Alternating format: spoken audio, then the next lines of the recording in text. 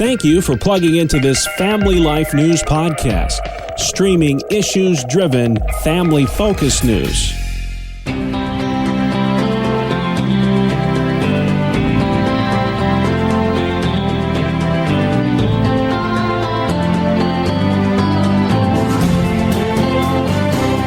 Welcome back to another edition of Issues in Education. Mondays, during the Noon Report, we give you, the listener, a front row seat to all that's happening in the classroom with our PhD of Academia, Dr. Ralph Kerr, founder and president of the Teaching and Learning Institute.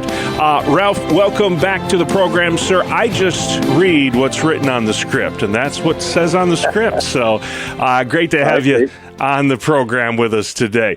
Well, hey, so much has been made of this racial equity course that SUNY schools must teach and students must pass starting in the fall. Your thoughts on the matter? Well, I think this is just a case of the cultural movement now reasserting itself in the SUNY schools.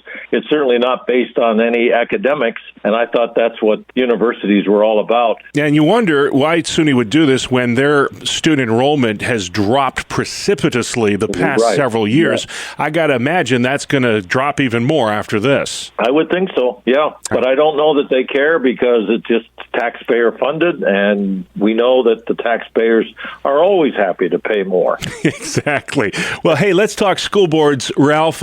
Pennsylvania politician, a Democrat named Joe Webster, says maybe it's time we pay school board members. This is an interesting concept. What are your thoughts on this matter? Well, the thing is, he believes that it would attract better candidates. What I'm looking for in school board candidates are people that are looking to provide community service and care about all the children.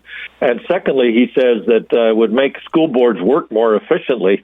I think it could have just the opposite effect. So I don't think this has any life at all in Pennsylvania. At least I hope not. Yeah, and by the way, if you're thinking of running for school board in New York, maybe it's time to get off the couch and start doing something now, right, Ralph? It sure is. It's time to start attending the school board meetings to see what are the items that are being discussed. One of them, obviously, right now would be the budget for next year, and also to kind of get a sense of who the current board members are to determine whether those are people that you could work with. But now is the time. All right, we'll have that website at the end if you are interested.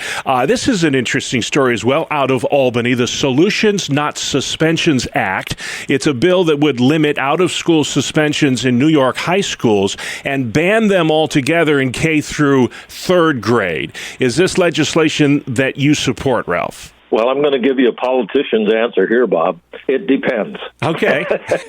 That's a safe answer, yeah. Having sat in the superintendent's chair over the years, I can tell you there are times when an out-of-school suspension is the only way to handle a situation.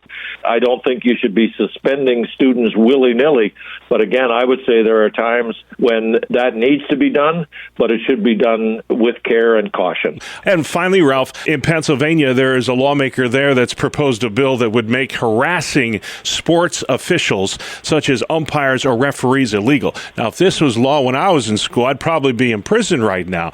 Yeah, I wouldn't say it's harassing, but you get in the heat of competition, things get said.